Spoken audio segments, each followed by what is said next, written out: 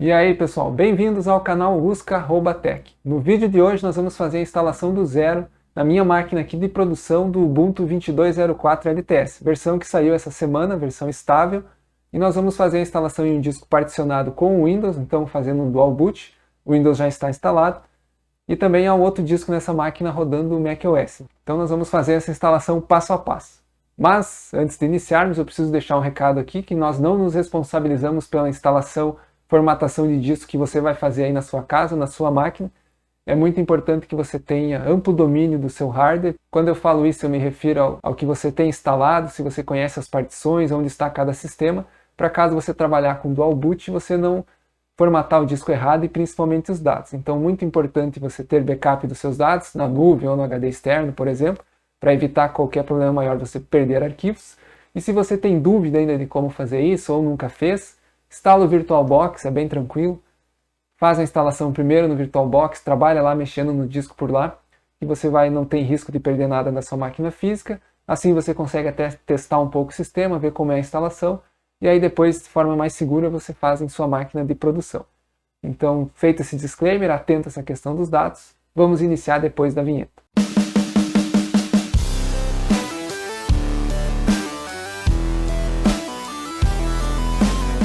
Então, iniciando, hoje saiu a versão do Ubuntu 22 LTS, né? Hoje 21 de abril, o vídeo vai sair um pouquinho depois. Então nós entramos aqui no site do Ubuntu, Ubuntu 22.04 LTS, né? A versão com suporte estendido.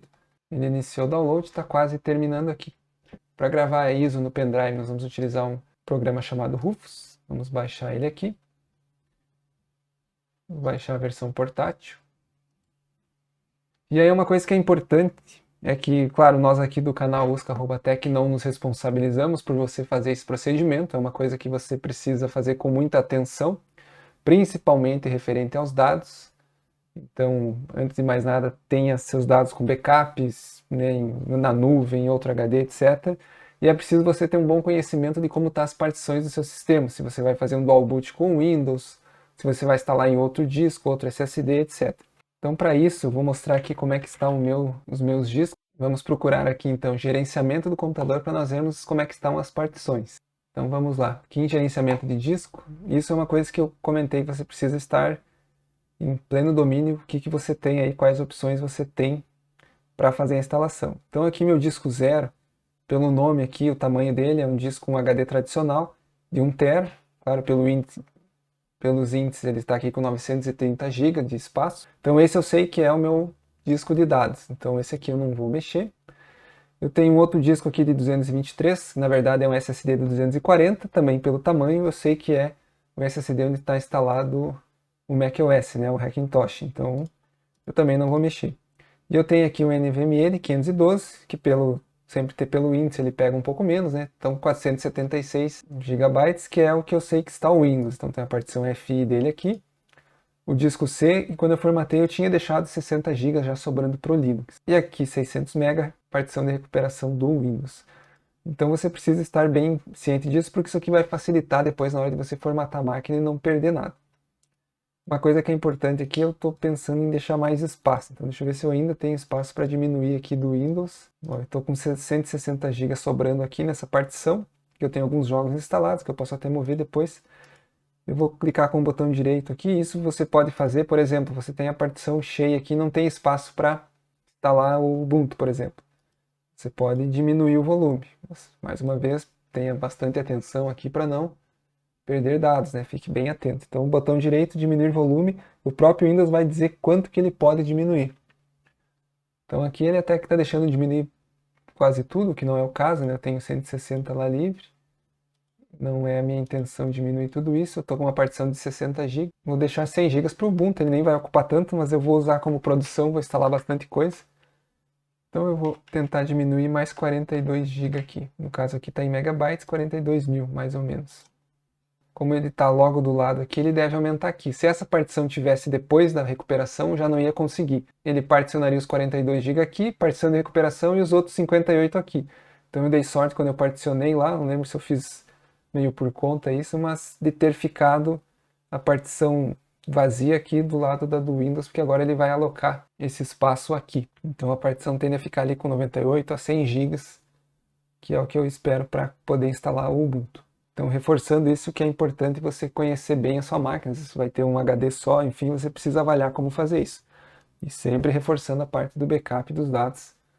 Cuidado para não perder também a instalação principal que você tem aí, por exemplo, do Windows. Ele finalizou aquela primeira parte, depois eu joguei mais 30 GB também. Então, me sobrou aqui 89, partição C do Windows, e aqui ficou com 128. Se às vezes você até diminuiu errado, particionou errado, tem a opção aqui estender o volume. Lembrando que ele precisa estar lado a lado aqui, você consegue novamente agrupar essa parte do disco que está não alocado aqui para o disco C do Windows, por exemplo. Mas aqui eu vou deixar aqui 128. Eu já baixei a ISO lá, então vamos abrir o Rufus aqui. Já pluguei um pendrive aqui de 16 GB, já é o suficiente.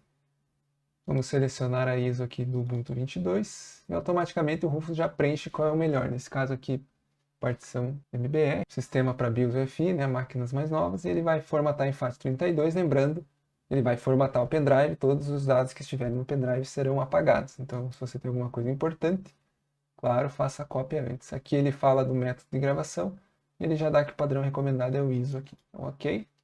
E agora sim, nós precisamos esperar um tempinho, dependendo aí do seu pendrive é USB 3, também numa porta USB 3 vai um pouco mais rápido. Aqui ele avisa que vai apagar todos os dados, ok. Agora sim, ele formatou e vai começar a fazer, então, a gravação da ISO no pendrive. Vai demorar uns minutos. Terminou de gravar a ISO no pendrive, agora nós vamos reiniciar para iniciar o computador, né, fazendo o boot pelo pendrive. E aí depende muito de cada placa-mãe. A minha aqui é uma Gigabyte Z590X, então aqui geralmente a Gigabyte é o F12.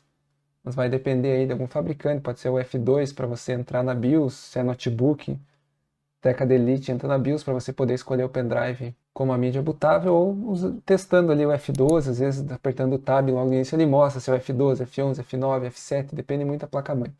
Mas aí você faz uma pesquisa aí rapidinho e já descobre qual é a forma de selecionar o dispositivo de boot da sua placa-mãe do seu notebook.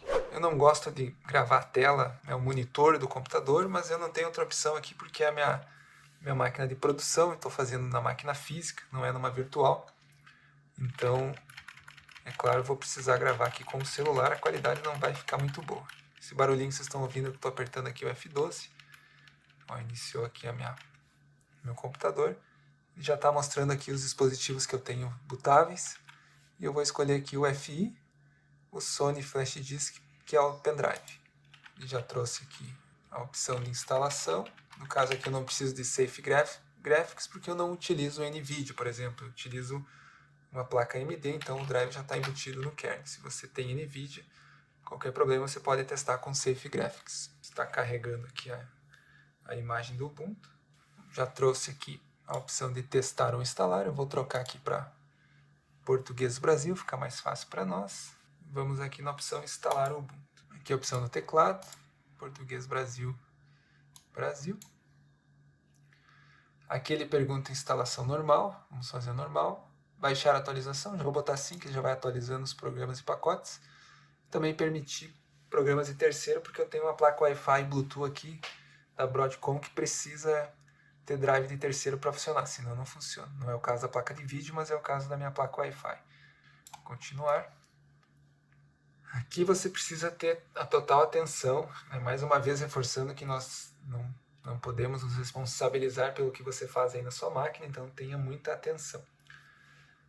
Ele tem a opção de instalar lado a lado com o Windows Boot Manager, então ele já reconheceu que nós temos um Windows instalado. Particularmente eu nunca usei essa opção aqui. Não sei bem se ele vai conseguir interpretar ali e instalar, não atrapalhar o Windows, né?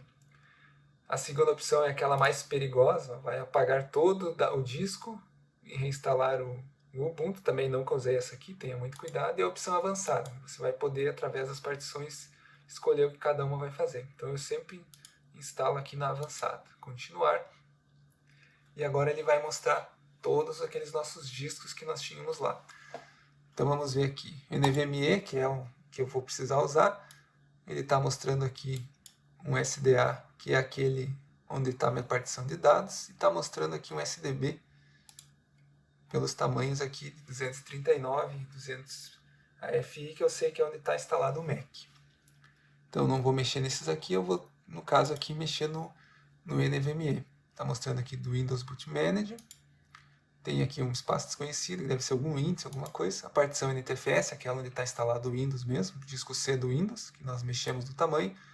E aqui o espaço livre, que é aquela partição não alocada. Então não tinha nada criado aqui, que é aquela de 130 que estava mostrando lá no Windows. Geralmente ele mostra um pouco diferente no Linux, aí questão de como eles fazem a compactação da partição.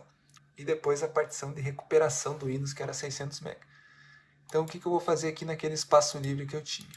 Então a primeira coisa que eu vou fazer, geralmente eu não uso muito swap, eu tenho aqui 32 de RAM, mas eu vou criar também por precaução uma partição aqui de 4 GB, então aqui está em mega, 4000, de swap, então aqui eu vou selecionar a área de troca swap. Para quem não sabe o que é swap, quando começar a chegar muito perto do uso de memória RAM, por exemplo, você tem 8 GB e está usando 6, 7 GB, ele começa a trocar alguns arquivos que não estão sendo muito usados em memória, ele joga para essa área de swap que vai ficar no disco. Se você tem SSD, ela não vai prejudicar tanto, mas ainda mesmo o SSD é muito mais lento que a memória RAM. Então o sistema organiza isso, mas é melhor do que você não ter swap e você estourar, por exemplo, os 8 GB de RAM, sua máquina, no caso o Linux, pode dar kernel panic. Então eu vou colocar aqui 4, como eu tenho 32, ainda fica uma margem de 4 GB, mas geralmente no Linux eu não consigo usar tudo isso. Ele gerencia muito bem a memória. Mesmo usando Docker, a menos que você suba várias máquinas virtuais. Então aqui naquele espaço que nós tínhamos em branco, já criei aqui a partição de 4 GB para swap. Eu vou criar aqui uma partição EFI, então eu vou selecionar aqui como partição do sistema EFI. Essa aqui não precisa ser muito grande, vou botar aqui 200 MB para a partição EFI do sistema. Aqui embaixo é o dispositivo de inicialização, eu vou selecionar essa aqui, que eu acabei de criar pelo mesmo nome, NVMe 0N1P6. Vou colocar para ele instalar aqui, dispositivo de inicialização do Linux. E aí sobrou 134 GB, que aí você pode, dependendo da forma que você trabalha, pode criar uma partição barra, que é onde vai estar instalado de fato o sistema. Você quer trabalhar com partição boot separada e partição home, que é onde vai estar os arquivos do usuário, os dados. Eu não separo, então você pode particionar aí de outra maneira, eu boto ponto de montagem barra com o restante que sobra para o sistema, fica tudo na raiz. Então sobrou 134 GB. Vou marcar aqui como partição raiz. Então agora vejam que nós temos aqui partição FI naquele espaço, swap, e mais a partição raiz do sistema maior de 134 GB. Então foi essas 3 partições que eu criei aqui naquele espaço que nós tínhamos em branco e não mexi nada nas outras, porque eu não quero atrapalhar o Windows, nem meu arquivo de dados e nem o macOS instalado no outro disco. Quando eu clicar aqui em instalar agora, ele ainda vai me perguntar se nós temos certeza, ainda mais uma chance. Nós vamos estar mostrando que vai mexer no disco NVMe, vai criar essas partições aqui. Vou continuar. Então cliquei em continuar e agora sim nós vamos aguardar a instalação do sistema. Aí ele ainda vai perguntar aqui nossa localização. Ele vai pegar o fuso horário. Aqui nós vamos criar o nosso nome de usuário. Nós precisamos dar um nome para a nossa máquina. Eu geralmente uso personagens de anime. E uma senha. Aí uma senha, máquina de produção, claro, uma senha mais fortinha para você utilizar.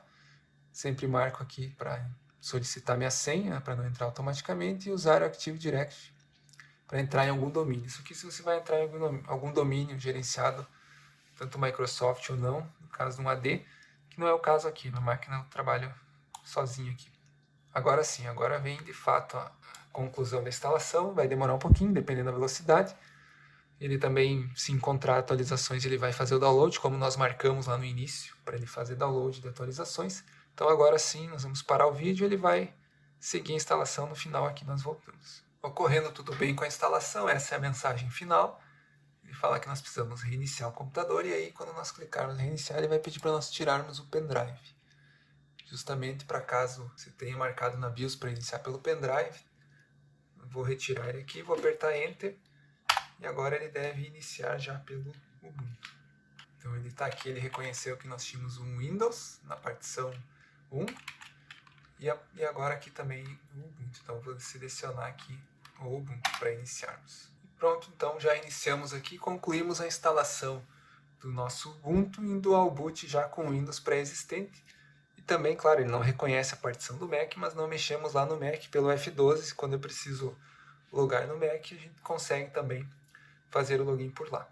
Agora aqui, claro, eu vou preparar a máquina, não era a questão do vídeo agora nós falarmos sobre as melhorias, etc. do Ubuntu.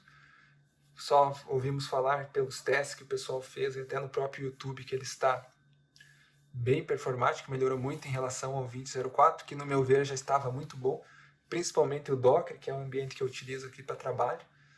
Então, realmente, no Ubuntu, comparado ao WSL no Windows e comparado ao Mac, o Docker, para mim, roda muito mais rápido no Ubuntu, por ser nativo ali para rodar em Linux, né, onde estão também os containers, servidores que rodam na nuvem, sendo grande maioria em Linux. Então, ele funciona muito bem. E eu vou rodar alguns testes benchmark aqui para ver, mas aí podemos trazer esse conteúdo em outros vídeos, até das melhorias, ver o que realmente mudou, o que faz sentido para nós, usuários finais.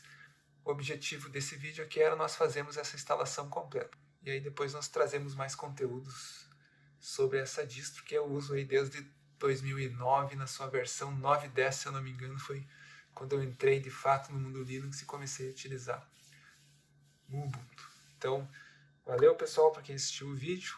Lembre-se mais uma vez, cuidado com os dados, cuidado com formatação de computador se você não tem muita experiência. E nos vemos no próximo vídeo. Até mais!